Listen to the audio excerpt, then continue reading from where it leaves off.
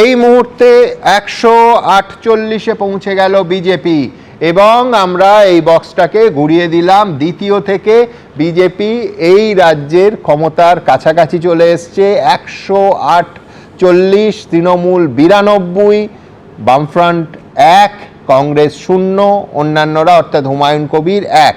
দ্রুত কয়েকটা ফাঁসি দেয় দুর্গা মুর্মু, তার ডিফারেন্স এই মুহূর্তে 10,000 ভোটের। কালিম্পংয়ে বিজেপি প্রার্থী এগিয়ে আছেন 10,000 ভোটে। শিলিগুড়িতে শঙ্কর ঘোষ বিজেপি প্রার্থী 19,000 ভোটে এগিয়ে। বালিগঞ্জ কেন্দ্রে তৃণমূল কংগ্রেস প্রার্থী শোভনদেব চট্টোপাধ্যায় 30,146 ভোটে এগিয়ে। বসিরহাট দক্ষিণে তৃণমূল কংগ্রেস প্রার্থী 17,076 ভোটে এগিয়ে। আমি সমীরদার কাছে যাব। প্রথমত আমি লাস্ট বলেছিলাম বোধহয় 20-25 মিনিট আগে, তারপর থেকেই গ্যাপটা বাড়তে শুরু করলো।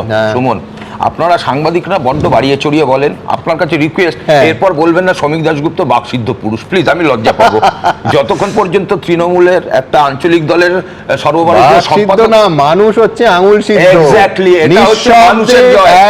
যে মানুষটা বাড়ির ভেতর থেকে বুলেট প্রুফ গাড়িতে ওঠে আর বাড়ির ভেতরে ঢুকে নামে, যেভাবে প্ররোচনা দিয়েছে, যে উত্তেজনা ইয়ে করছে, আমার কতগুলো আবেদন আছে। এক হচ্ছে, আমি কৃষাণুর মাধ্যমে ওর দলের কাছে আবেদন করব, আপনাদের যেসব নেতা, সে যত বড় ওর আইপিএস, হুমায়ুন, আমি নাম নিয়ে বলছি, অখিলগিরি, যে আর যারা এতদিন রংবাজি করেছে না, বলুন একদম চুপ করে থাকতে। আমরা পশ্চিমবঙ্গে শান্তি চাই। আমি আমাদের কর্মী সমর্থকদের কাছে অনুরোধ করব, তোমরা আনন্দ করবে, উৎসব করবে, সেটা সীমার মধ্যে কারোর উপর কোনো অত্যাচার না। কিন্তু অ্যাট দ্য সেম টাইম আমি এই সতর্কবার্তা তৃণমূলের ওইসব অসভ্য নেতাদের বলতে চাই, আপনারা এমন প্ররোচনা করবেন, এটা জনগণের নয়।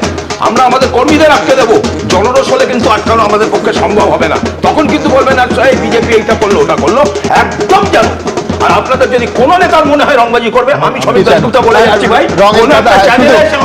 একদম রঙের কথার আগে আপনার ভিজু দপ্তর, দাঁড়ান, আপনার ভিজু দপ্তর দুদিন আগে বলেছে 4 তারিখের পর দেখো। যারা বলেছে 4 তারিখের পর দেখো, তাদের বলুন সমীর দাশগুপ্ত দেখতে রাজি আছে, কোথায় যেতে হবে।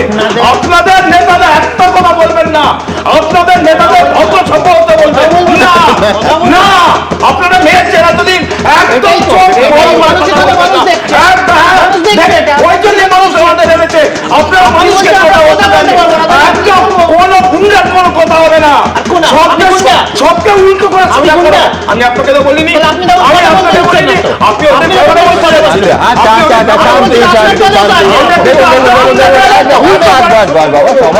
দেখুন, এটাই হচ্ছে গণতন্ত্রের মজা। সেটা হচ্ছে সিদ্ধ পুরুষ নিয়ে কথা হচ্ছিল না, টেনিদা পড়েছেন?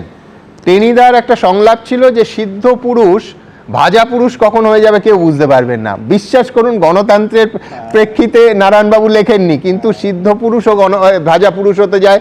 এবিপি আনন্দ, এগিয়ে থাকে, এগিয়ে রাখে।